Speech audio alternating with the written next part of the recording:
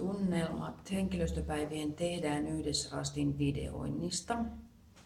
Huonoa oli se, että tekniikka ei toiminut niin kuin me oli toivottu. Onneksi oltiin varauduttu siihen plan B:llä ja plan C:llä, niin saatiin homma vedettyä läpi.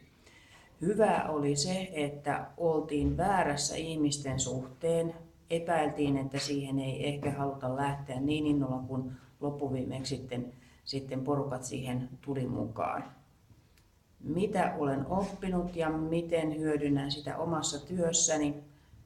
Tein jo yhden matkaraportin omalla kännykällä videoiden sen sijaan, että olisin kirjoittanut siitä A4 dokumenttia.